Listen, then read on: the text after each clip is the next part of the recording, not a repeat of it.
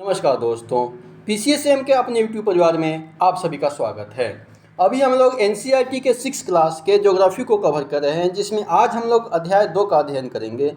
आज का टॉपिक होगा हमारा ग्लोब अक्षांश एवं देशांतर के बारे में हम लोग आज अध्ययन करेंगे तथा परीक्षाओं के दृष्टिकोण से जो भी महत्वपूर्ण बिंदु होगा उसको समझने का प्रयास भी करेंगे। इससे पहले हम लोगों ने अध्याय 1 का भी अध्ययन कर चुका है तथा इससे पहले हम लोग साइंस तथा हिस्ट्री को भी कवर कर चुके हैं। अगर आप लोग उस कक्षा को नहीं देखे हैं तो उसको देख लीजिए, ठीक है। तो चलिए आज की कक्षा हम लोग प्रारंभ करते हैं तथा आप अगर चैनल पर नए हैं तो चैनल को सब्सक्राइब कर सकते हैं और बेल आइकन को प्रेस कर सकते हैं, ताकि जब भी क्लास होगी तो उसका नोटिफिकेशन आपको प्राप्त होता रहेगा। और अपने ग्रुप में अपने दोस्त को सभी को शेयर कर सकते हैं ताकि सबको सहायता हो सकती है, ठीक है। तो चलिए आज की कक्षा प्रारंभ करते हैं हम लोग। पिछले अध्याय में आप पढ़ चुके हैं कि हमारी पृथ्वी जो है क्या है, गोलाकार नहीं है। हमारी पृथ्वी गोलाकार नहीं है तो फिर कैसा है, यह उत्तर एवं दक्षिण ध्रुवों पर थोड़ी सी क्या है, चपटी हुई है तथा मध्य में थोड़ी सी उभरी हुई है। उत्तर तथा दक्षिण की ओर क्या हुआ है, थोड़ा सा चपटी हुई है, लेकिन मध्य में क्या है, मध्य में उभरा हुआ है, ठीक है। मध्य में उभरा हुआ है, ठीक है। क्या आप कल्पना कर सकते हैं कि यह कैसी दिखती है? इस संबंध में जानकारी प्राप्त करने के लिए आप अपनी कक्षा में सावधानीपूर्वक ग्लोब को देख सकते हैं। ये क्या है, ये ग्लोब है, ठीक है। ग्लोब जो है पृथ्वी का लघु रूप में एक वास्तविक प्रतिरूप होती है। ग्लोब क्या होता है, पृथ्वी का एक लघु रूप में यानी छोटे रूप में एक वास्तविक प्रतिरूप होता है। ये हमारा पृथ्वी है, जैसा कि चित्र संख्या 2.1 में ये दिखाया गया है, ठीक है। ग्लोब जो होता है विभिन्न आकार एवं प्रकार के हो सकते हैं। बड़े ग्लोब हो सकते हैं जो आसानी से एक स्थान से दूसरे स्थान तक नहीं ले जा सकते हैं। एक होता है कि पॉकेट में रखने योग्य छोटे ग्लोब तथा गुब्बारे जैसे ग्लोब जिनमें हवा भरी जा सकती है एवं आसानी से एक स्थान से दूसरे स्थान तक क्या किया जा सकता है, उसको ले जाया जा सकता है। ग्लोब जो होता है स्थिर नहीं होता है। ग्लोब क्या होता है, स्थिर नहीं होता है। इसे उसी प्रकार घुमाया जा सकता है जैसे कुम्हार का पहिया या लट्टू घूमता है। जिस प्रकार कुम्हार का जो पहिया होता है, जो चाक होता है जिस पे वो मिट्टी के बर्तन बनाते हैं, या फिर जो लट्टू घूमता है, उस प्रकार ग्लोब को क्या कर सकते हैं, हम लोग घुमा सकते हैं, ठीक है। उस प्रकार हम लोग घुमा सकते हैं। ग्लोब पर क्या होता है, देश, महाद्वीप तथा महासागरों को उनके सही आकार में दिखाया जाता है। ग्लोब पर किसको किसको दर्शाया जाता है, किसका किसका चित्र अंकित होता है, तो ग्लोब पर देश का चित्र अंकित होता है, महाद्वीप का चित्र अंकित होता है तथा महासागरों को उनकी आकार में दिखाया जाता है। पृथ्वी के समान किसी गोले पर किसी बिंदु की स्थिति का वर्णन करना कठिन होता है। पृथ्वी के समान जो होता है किसी गोले पर किसी भी बिंदु की स्थिति का वर्णन करना क्या होता है, अपने आप में एक चुनौती वाली कार्य होती है। अब प्रश्न यह उठता है कि इस पर किसी स्थान की स्थिति कैसे बताई जा सकती है। अब ये जो ग्लोब होता है इस पे ये प्रश्न उठता है कि इस पर जो है किसी भी स्थान की स्थिति कैसे बताई जा सकती है। इसके लिए हमें कुछ बिंदुओं एवं रेखाओं के संदर्भ की आवश्यकता होती है। कुछ बिंदु और रेखाओं को लेकर के हम लोग उसकी स्थिति को मालूम कर सकते हैं। आप देखेंगे कि एक सुई जो होती है ग्लोब में झुकी हुई अवस्था में स्थित होती है। आप देखेंगे कि एक सुई जो होती है ग्लोब में झुकी हुई अवस्था में स्थित होती है, जिसे क्या कहा जाता है, जिसे अक्ष कहा जाता है। जिसे क्या कहा जाता है, अक्ष कहा जाता है, ठीक है। जैसा कि चित्र संख्या यहाँ पे 2.1 में ये आपका एक जो पिन दिया हुआ है यहाँ पे, ये इसे अक्ष कहा जाता है, ठीक है।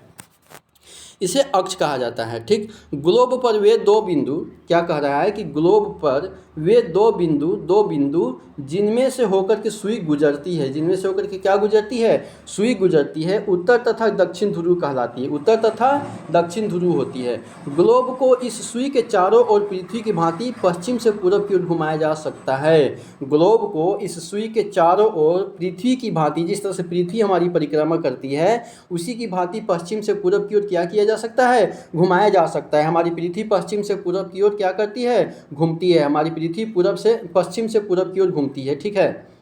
लेकिन याद रखें कि इन दोनों में एक अंतर होती है। पृथ्वी पर वास्तव में ऐसी कोई सुई नहीं होती है। यह अपने अक्ष पर चारों ओर घूमती रहती है। यह अपने अक्ष पे क्या होती है, चारों ओर घूमती रहती है, जो एक काल्पनिक रेखा कहलाती है। क्या कहलाती है, जो एक काल्पनिक रेखा कहलाती है। एक अन्य काल्पनिक रेखा भी ग्लोब को दो बराबर भागों में क्या करती है, बांटती है, ठीक है। इसे क्या कहा जाता है? इसे विषुवत कहा जाता है, इसे विषुवत कहा जाता है। एक और काल्पनिक रेखा होती है जो ध्रुव को, जो ग्लोब को दो बराबर भागों में क्या करती है? विभाजित करती है, इसे विषुवत कहा जाता है। पृथ्वी के उत्तर में स्थित आधे भाग को उत्तरी गोलार्ध कहा जाता है तथा दक्षिण वाले आधे भाग को क्या कहा जाता है? दक्षिणी गोलार्ध कहा जाता है। पृथ्वी जो एक ग्लोब जो होता है दो बराबर भागों में विभाजित होता है, उत्तरी गोलार्ध तथा दक्षिणी गोलार्ध।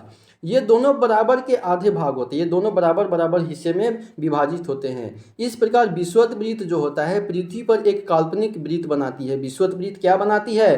पृथ्वी पर एक काल्पनिक वृत्त बनाती है एवं यह पृथ्वी पर विभिन्न स्थानों की स्थिति बताने का सबसे महत्वपूर्ण संदर्भ बिंदु होता है। ठीक है, विषुवत वृत्त से ध्रुवों तक, विषुवत वृत्त से विषुवत वृत्त से विषुवत वृत्त से ध्रुवों तक, विषुवत वृत्त से ध्रुवों तक स्थिति सभी समानांतर वृत्तों को अक्षांश समानांतर रेखाएं कहा जाता है। विषुवत वृत्त से ध्रुवों तक, विषुवत वृत्त से ध्रुवों तक स्थित सभी समानांतर वृत्तों को अक्षांश रेखाएं या समानांतर रेखाएं कहा जाता है, अक्षांश रेखाएं या समानांतर रेखाएं कहा जाता है। ठीक है, विषुवत वृत्त से ध्रुवों तक ये हमारा विषुवत वृत्त होता है, ये हमारा 50-50 भाग जो होता है, यहाँ पे विषुवत वृत्त और यहाँ से ध्रुव होता है, ये ध्रुव होता है, इसको अक्षांश या समानांतर रेखाएं कहा जाता है। अक्षांशों को अंश में मापा जाता है। अक्षांश को किस में मापा जाता है? अक्षांश को अंश में मापा जाता है। ठीक है, विषुवत वृत्त शून्य अंश अक्षांश को दर्शाती है। विषुवत वृत्त कितने अंश अक्षांश को दर्शाती है? तो शून्य अंश अक्षांश को दर्शाती है विषुवत वृत्त। विषुवत वृत्त पे क्या शून्य अंश, 0 डिग्री होता है। ठीक है, चूंकि विषुवत वृत्त से दोनों तरफ ध्रुवों के बीच की दूरी पृथ्वी के चारों ओर के वृत्त का 1/4 होता है। क्या कह रहा है कि विषुवत वृत्त से दोनों तरफ ध्रुवों के बीच की दूरी जो होती है पृथ्वी के चारों ओर के वृत्त का 1/4, वृत्त का क्या 1/4 जो होता है 1/4 हिस्सा। अतः इसका माप क्या होगा? 360 डिग्री जो होता है ना, 360 डिग्री का 1/4 यानी कि 90 डिग्री होगा, 90 डिग्री होगा। इस प्रकार 90 डिग्री उत्तरी अक्षांश उत्तर ध्रुव को दर्शाते हैं, 90 डिग्री उत्तरी अक्षांश उत्तर ध्रुव को दर्शाते हैं तथा 90 डिग्री उत्तरी दक्षिणी अक्षांश दक्षिणी ध्रुव को दर्शाते हैं। ठीक है, इस प्रकार विषुवत वृत्त से इस प्रकार क्या कह रहा है कि विषुवत वृत्त के उत्तर की सभी समानांतर रेखाओं को उत्तरी अक्षांश कहा जाता है तथा विषुवत वृत्त के दक्षिण स्थित सभी समानांतर रेखाओं को दक्षिणी अक्षांश कहा जाता है। उत्तर वाले को उत्तरी अक्षांश, दक्षिण वाले को दक्षिणी अक्षांश कहा जाता है। सीधी सी बात है। इसलिए प्रत्येक अक्षांश के मान के साथ उसकी दिशा यानी कि उत्तर या दक्षिण को भी लिखा जाता है। सामान्यतः इसे उ या द अक्षर से व्यक्त किया जाता है, शॉर्टकट में लिखा जाता है। उदाहरण के लिए महाराष्ट्र में चंद्रपुर एवं ब्राज़ील जो कि दक्षिण अमेरिका में है, ब्राज़ील में कहाँ है? दक्षिण अमेरिका में है। चंद्रपुर महाराष्ट्र में है। चंद्रपुर एवं ब्राज़ील जो है इसमें बेलो होरिजेंटो दोनों एक ही अक्षांश यानी 20 डिग्री अक्षांश पर स्थित है। चंद्रपुर एवं ब्राज़ील कितने डिग्री अक्षांश पर स्थित है? 20 डिग्री अक्षांश पर स्थित है। लेकिन चंद्रपुर विषुवत वृत्त के, चंद्रपुर जो होता है, चंद्रपुर जो कि महाराष्ट्र में, विषुवत वृत्त के 20 डिग्री अंश उत्तर में एवं बेलो होरिजेंटो विषुवत वृत्त के 20 डिग्री अंश 20 डिग्री दक्षिण में स्थित है। ठीक है, इसलिए हम कहते हैं कि चंद्रपुर जो होता है 20 डिग्री उत्तरी अक्षांश पर तथा बेलो होरिजेंटो 20 डिग्री दक्षिणी अक्षांश पर स्थित है। चित्र संख्या 2.2 से स्पष्ट है कि जैसे जैसे हम विषुवत वृत्त से दूर जाते हैं, अक्षांशों का आकार क्या होता है? अक्षांशों का आकार घटता जाता है। आपसे 1 नंबर प्रश्न यही बना करके पूछा जा सकता है कि जैसे जैसे विषुवत वृत्त से दूर जाते हैं तो अक्षांशों का आकार क्या होता है? घटता है, बढ़ता है, अपरिवर्तित रहता है, ये पूछा जा सकता है। ठीक है, यहाँ पे आपका विषुवत वृत्त दिया हुआ है। ठीक है, ये देखिए आपका ये विषुवत वृत्त है। यहाँ पे 0 डिग्री अक्षांश है। विषुवत वृत्त कितना पढ़े थे? 0 डिग्री अक्षांश। 23.5 डिग्री उत्तरी, 23.5 डिग्री उत्तरी को कर्क रेखा, 23.5 डिग्री उत्तरी ये कर्क रेखा है। ठीक है, कर्क रेखा है और ये उष्ण कटिबंध पड़ता है, ये उष्ण कटिबंधीय क्षेत्र में पड़ता है। ठीक है, और ये ऊपर जो है उत्तरी शीत कटिबंध होता है, 66.5 डिग्री होता है। ठीक है, उत्तर ध्रुव होता है, ये उत्तरी शीतोष्ण कटिबंध होता है। ठीक है, कर्क रेखा उत्तर में होता है और मकर रेखा दक्षिण में होता है। 23.5 डिग्री दक्षिणी कर्क मकर रेखा होता है। ठीक है, और 23.5 डिग्री उत्तरी कर्क रेखा होता है। ठीक है, और ये जो होता है मकर रेखा और ये कर्क रेखा के बीच के जगह को क्या कहते हैं? उष्ण कटिबंध। यहाँ पे काफ़ी मात्रा में गर्मी होती है। ठीक है, और नीचे क्या है? दक्षिणी शीतोष्ण कटिबंध और दक्षिणी वृत्त और दक्षिणी ध्रुव 66.5 डिग्री दक्षिणी को दक्षिणी ध्रुव कहते हैं। ठीक है, ये आपका महत्वपूर्ण अक्षांश एवं ताप कटिबंध दिखाता है। ठीक है, आगे आइए, आगे देखते हैं कि महत्वपूर्ण अक्षांश और समानांतर रेखाएं के बारे में हम लोग अध्ययन करते हैं। ठीक है, विषुवत वृत्त जो अभी देखे कि 0 डिग्री होता है, उत्तरी ध्रुव 90 डिग्री तथा दक्षिणी ध्रुव दक्षिणी ध्रुव कितना 90 डिग्री। दक्षिणी के अतिरिक्त 4 महत्वपूर्ण अक्षांश समानांतर रेखाएं और भी होती है। इसके अतिरिक्त क्या होती है, 4 और भी समानांतर रेखाएं होती है। उत्तरी गोलार्ध में कर्क रेखा जो अभी देखे हैं, उत्तरी गोलार्ध में कर्क रेखा 23.5 डिग्री उत्तरी तथा दक्षिणी गोलार्ध में मकर रेखा पड़ती है 23.5 डिग्री दक्षिणी में। विषुवत वृत्त के 66.5 डिग्री उत्तर में उत्तर ध्रुव वृत्त। अब विषुवत रेखा के 66.5 डिग्री दक्षिण में क्या, दक्षिणी ध्रुव वृत्त होता है, जैसा कि हम लोग चित्र में अभी देखे थे। अब आइए देखते हैं कि पृथ्वी के ताप कटिबंध के बारे में हम लोग अध्ययन करते हैं। पृथ्वी के ताप कटिबंध के बारे में क्या करते हैं, अध्ययन करते हैं कि कर्क रेखा एवं मकर रेखा के बीच के सभी अक्षांशों पर, कर्क रेखा, ध्यान दीजिएगा बातों पे, शब्दों पे, कर्क रेखा एवं मकर रेखा, कर्क रेखा उत्तरी और मकर रेखा दक्षिणी 23.5 डिग्री में। ठीक है, कर्क रेखा एवं मकर रेखा के बीच के सभी अक्षांशों पर सूरज वर्ष में एक बार दोपहर में सिर के ठीक ऊपर होता है। सूरज जो होता है वर्ष में एक बार दोपहर में सिर के ठीक ऊपर होता है, इसलिए इस क्षेत्र में सबसे अधिक ऊष्मा प्राप्त होती है तथा इसे उष्ण कटिबंध कहा जाता है। इसे उष्ण कटिबंध कहा जाता है। 23.5 डिग्री उत्तरी कर्क रेखा तथा 23.5 डिग्री दक्षिणी मकर रेखा के बीच में जो क्या होता है, सूरज वर्ष में क्या होता है, सिर के ऊपर होता है, इसलिए यहाँ पे ऊष्मा प्राप्त होती है, अधिक मात्रा में ऊष्मा प्राप्त होती है, इसलिए इसे उष्ण कटिबंध कहा जाता है। क्या कहा जाता है, उष्ण कटिबंध कहा जाता है। ये आपको ध्यान देने योग्य बात है। कर्क रेखा तथा मकर रेखा के बाद किसी भी अक्षांश पर, कर्क रेखा तथा मकर रेखा के बाद किसी भी अक्षांश पर दोपहर का सूरज कभी भी सिर के ऊपर नहीं होता है। सूरज ध्रुव की तरफ यानी ऊपर की तरफ सूरज की किरणें तिरछी होती जाती है। ध्रुव की तरफ सूरज की किरणें कैसी होती जाती है, तिरछी होती जाती है।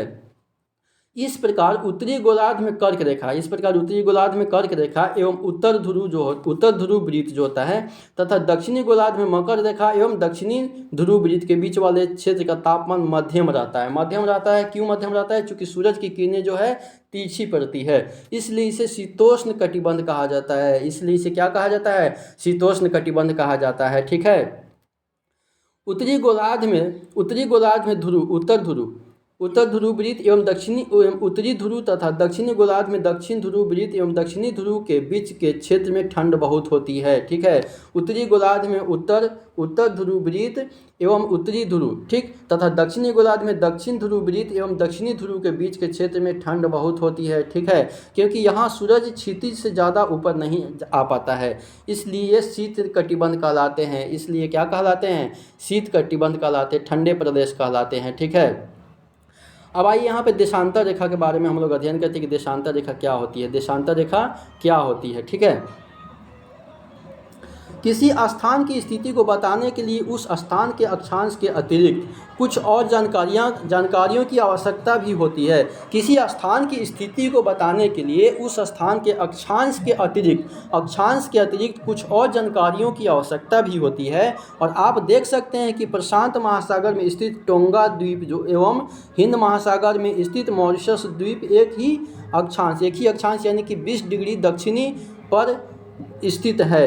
उनकी सही स्थिति जानने के लिए यह पता करना होगा कि उत्तर ध्रुव को दक्षिण ध्रुव से जोड़ने वाली संदर्भ रेखा से पूर्व या पश्चिम की ओर इन स्थानों की दूरी कितनी होती है। इन संदर्भ रेखाओं को देशांतरीय या अम्योत्तर रेखा कहा जाता है। इन संदर्भ रेखाओं को क्या कहा जाता है, देशांतरीय या अम्योत्तर रेखाएं कहा जाता है। तथा उनके बीच की दूरी को देशांतर के अंशों में मापा जाता है। प्रत्येक अंश को किसमें, मिनट में, तथा मिनट को सेकंड में विभाजित किया जाता है। ये अर्धवृत्त होते हैं। ये क्या होते हैं, अर्धवृत्त होते हैं। ठीक है, उनके बीच की दूरी ध्रुवों की तरफ बढ़ने पर घटती जाती है, जैसा कि पहले भी हम लोग पढ़ चुके हैं। ध्रुवों पर शून्य हो जाती है। ध्रुवों पर क्या हो जाती है, ध्रुवों पर शून्य हो जाती है, जहाँ सभी देशांतरीय या अम्योत्तर आपस में मिलती है। जहाँ पे सभी देशांतरीय या अम्योत्तर रेखाएं क्या होती है, आपस में मिलती है, इसलिए ध्रुवों पर क्या हो जाती है, शून्य हो जाती है।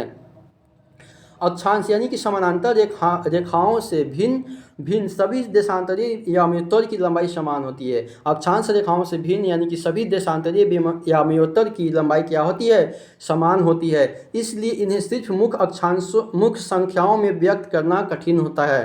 तब सभी देशों ने निश्चय किया ग्रीनविच कहाँ है, यूके में, यूके इंग्लैंड में ग्रीनविच है। ठीक है, ग्रीनविच जहाँ ब्रिटिश राजकीय वेधशाला स्थित है, ब्रिटिश राजकीय वेधशाला स्थित है कहाँ? ग्रीनविच। यूके से गुजरने वाली याम्योत्तर से पूरब और पश्चिम की ओर गिनती शुरू की जाए, ठीक है। याम्योत्तर रेखा कहाँ से गुजरती है? ग्रीनविच से गुजरती है। ग्रीनविच किस देश में है? यूके में है। यूके यानी कि इंग्लैंड यानी ब्रिटेन में, इंग्लैंड ब्रिटेन ग्रीनविच, ठीक है, वहाँ पे है। वहाँ से याम्योत्तर रेखा गुजरती है। इस याम्योत्तर को प्रमुख याम्योत्तर रेखा कहते हैं। इस याम्योत्तर को क्या कहते हैं? प्रमुख याम्योत्तर कहते हैं, ठीक है। इसका माप जो होता है 0 डिग्री देशांतर होता है। याम्योत्तर रेखा की माप कितना होती है? 0 डिग्री देशांतर। याम्योत्तर रेखा की माप कितनी होती है? 0 डिग्री देशांतर होती है। तथा यहाँ से हम 180 डिग्री पूरब या 180 डिग्री पश्चिम तक गणना करते हैं, ठीक है। प्रमुख याम्योत्तर तथा 180 डिग्री याम्योत्तर मिलकर के पृथ्वी को 2 समान भागों में क्या करती है? 2 समान भागों में पूर्वी गोलार्ध एवं पश्चिमी गोलार्ध में विभक्त करती है। इसलिए किसी स्थान के देशांतर के आगे पूरब के लिए अक्षर पूर्वी तथा पश्चिम के लिए अक्षर प का उपयोग करते हैं। यह जानना रोचक होगा कि 180 डिग्री पूर्वी और 180 डिग्री पश्चिमी याम्योत्तर एक ही रेखा पर स्थित है। 180 डिग्री पूर्वी और 180 डिग्री पश्चिमी याम्योत्तर रेखा किस रेखा पर स्थित है? एक ही रेखा पे स्थित है। अब ग्लोब पर क्या? अक्षांश यानी कि समानांतर रेखाओं एवं देशांतरीय याम्योत्तर के द्वारा बनी ग्रिड को देखते हैं, ठीक है। अब ग्लोब पर अक्षांश रेखाओं एवं देशांतरीय याम्योत्तर के द्वारा बनी ग्रिड को देखते हैं। यहाँ पे प्रमुख याम्योत्तर रेखा दिया हुआ बना हुआ है, ठीक है। यहाँ पे सब अपना डिग्री दिया हुआ है, विश्वोत्तर विदित है। यहाँ पे प्रमुख याम्योत्तर रेखा है, ठीक है। ये सभी ग्रिड दिया हुआ है, ठीक है। यहाँ पे देखते हैं, अगर आपको किसी स्थान के अक्षांश एवं देशांतर की सही जानकारी हो तो ग्लोब पर आप उस स्थान का पता आसानी से लगा सकते हैं। उदाहरण के लिए असम में धुबरी जो 26 डिग्री उत्तरी अक्षांश एवं 90 डिग्री पूर्वी देशांतर पर स्थित है। असम में धुबरी जगह है 26 डिग्री उत्तरी अक्षांश एवं 90 डिग्री पूर्वी देशांतर पर स्थित है, ठीक है। इसमें आपको देखना होगा, ठीक है। इतना पर स्थित है। अब उस बिंदु को देखें जहां ये दोनों रेखाएं एक दूसरे को क्या करती है? काटती है। यह बिंदु धुबरी को सही स्थिति को दर्शाता है। कहने का मतलब ये, और ऐसे काटिए कि जहां पे बिंदु मिलेगा उसी को वो स्थान इंगित करेगा, ठीक है। इसको समझने के लिए आपको कागज पर समान दूरी वाली क्षैतिज तथा ऊर्ध्वाधर रेखाएं खींचना होगा। ऊर्ध्वाधर रेखाओं की संख्या 1 2 3 4 से तथा क्षैतिज रेखाओं को क ख ग घ अंग से अक्षरों से व्यक्त कर सकते हैं, यानी कुछ भी ABCD भी कर सकते हैं आप। जिन बिंदुओं पर ये ऊर्ध्वाधर एवं क्षैतिज रेखाएं एक दूसरे को काटती होंगी वही जो बताए हैं जहाँ पे काटती होंगी वहाँ कुछ छोटे वृत्त खींचिए। इन छोटे वृत्तों को अ व स तथा इस अलग अलग नामों से क्या कीजिए? दे दीजिए। और मान लीजिए कि ऊर्ध्वाधर रेखाएं पूर्वी देशांतर एवं क्षैतिज रेखाएं उत्तरी अक्षांशों को क्या करती है? व्यक्त करती है। यही यहाँ पर ये नीचे दिखाया गया है, ठीक है। अब आप देखेंगे कि वृत्त अ जो है 6 डिग्री उत्तरी अक्षांश तथा 1 डिग्री पूर्वी देशांतर पर स्थित है। अन्य वृत्तों की स्थिति ज्ञात करना है, यहाँ पे यही दिखाया गया है, ठीक है, रफली दिखाया गया है। अब आइए देशांतर और समय के बारे में हम लोग अध्ययन करते हैं। देशांतर और समय के बारे में, समय को मापने का सबसे अच्छा साधन पृथ्वी, चंद्रमा एवं ग्रहों की गति है। समय को मापने का सबसे अच्छा साधन क्या है? पृथ्वी, चंद्रमा एवं ग्रहों की गति है। सूर्योदय एवं सूर्यास्त प्रतिदिन होता है, बिल्कुल सही बात है, सूर्योदय एवं सूर्यास्त प्रतिदिन होता है। अतः स्वाभाविक ही है कि यह पूरे विश्व में लगभग समय निर्धारण का सबसे अच्छा साधन है। स्थानीय समय का अनुमान सूरज के द्वारा बनने वाली परछाई से लगाया जा सकता है, जो दोपहर में सबसे छोटा एवं सूर्योदय तथा सूर्यास्त के समय सबसे लंबी होती है। ग्रीनविच पर स्थित प्रमुख याम्योत्तर पर सूरज जिस समय आकाश के सबसे ऊंचे बिंदु पर होगा उस समय याम्योत्तर पर स्थित सभी स्थानों पर क्या होगी? दोपहर होगी। चूंकि पृथ्वी जो होता है पश्चिम से पूरब की ओर चक्कर लगाती है, पृथ्वी हमारी क्या करती है? पश्चिम से पूरब की ओर चक्कर लगाती है। अतः वे स्थान जो ग्रीनविच के पूरब में हैं उनका समय ग्रीनविच समय से आगे होगा। उनका समय क्या होगा? ग्रीनविच समय से आगे होगा। और जो पश्चिम में होगा उनका समय पीछे होगा, ठीक है। समय के अंतर की दर की गणना निम्नलिखित विधि से ज्ञात की जा सकती है कि पृथ्वी लगभग 24 घंटे में अपने अक्ष पर 360 डिग्री घूमती है। पृथ्वी जो होता है 24 घंटे में अपने अक्ष पर 360 डिग्री घूमती है। इसको कैलकुलेट कीजिएगा कि यानी कि 1 घंटे में 15 डिग्री एवं 4 मिनट में 1 डिग्री घूमती है, ठीक है। 1 घंटे में कितना डिग्री? 15 डिग्री पृथ्वी घूमती है। 1 घंटे में 15 डिग्री घूमती है एवं 4 मिनट में 1 डिग्री घूमती है। ये कैसे घूमती है? जैसे मान लीजिए कि 24 घंटे में मैथ तो आता ही होगा आप लोगों को, मैथ के हिसाब से बनाइएगा। जैसे 24 घंटे में जो होती है 360 डिग्री, ठीक है। इसको भागा दे दीजिएगा, 1 का निकल जाएगा तो 24 यहाँ पे जो हो जाता है 24 से भाग दे दीजिएगा ना, तो यहाँ पे 15वां तभी आ जाएगा, ठीक है। 24 15वां हो जाएगा 360, और इसको काटिएगा, फिर उसके बाद मिनट में निकालिएगा। 4 मिनट में 1 डिग्री घूमती है, ठीक है। 4 मिनट में 1 डिग्री घूमती है। इस प्रकार जब ग्रीनविच में दोपहर के 12 बजते हैं, तब ग्रीनविच से 15 डिग्री पूर्व में समय क्या हो जाएगा, 4 घंटे से 4 मिनट से गुना कर दीजिए, 15 चौका 60 यानी कि 60 मिनट, अर्थात ग्रीनविच के समय से 1 घंटा आगे होगा। ग्रीनविच के समय से क्या होगा, 1 घंटा आगे होगा, अर्थात वहाँ दोपहर का 1 बजा होगा। लेकिन ग्रीनविच से 15 डिग्री पश्चिम का समय ग्रीनविच समय से 1 घंटा पीछे होगा, ठीक है। पश्चिम में पीछे, पूर्व में आगे, यानी वहाँ सुबह के 11 बजे होंगे, ठीक है। इसी प्रकार जब ग्रीनविच पर दोपहर के 12 बजे होंगे, तब उस समय 180 डिग्री पर क्या हो जाएगा, मध्य रात्रि हो जाएगी, ठीक है। अब किसी भी स्थान पर जब सूरज आकाश में अपने उच्चतम बिंदु पर होता है, तो दोपहर में उस समय घड़ी में दिन के 12 बजते हैं। इस प्रकार घड़ी के द्वारा दिखाया गया समय उस स्थान का स्थानीय समय होता है। आप देख सकते हैं कि दिए गए देशांतरीय याम्योत्तर पर सभी स्थानों का स्थानीय समय क्या होता है, समान होता है। अब हम देखते हैं कि हम मानक समय क्यों मानते हैं। अलग अलग याम्योत्तर पर स्थित स्थानों के स्थानीय समय में अंतर होता है। क्या कह रहा है कि अलग अलग याम्योत्तर पर स्थित स्थानों के स्थानीय समय में अलग अलग अंतर होता है, ठीक है। उदाहरण के लिए बहुत से देशांतरों से होकर के गुजरने वाली रेलगाड़ियों के लिए समय सारणी तैयार करना कठिन होगा। भारत में गुजरात के द्वारका तथा असम के डिब्रूगढ़ के स्थानीय समय में लगभग 1 घंटा 45 मिनट का अंतर होता है। इसलिए यह आवश्यक है कि देश के मध्य भाग से होकर गुजरने वाले किसी याम्योत्तर के स्थानीय समय को देश का मानक समय माना जाए।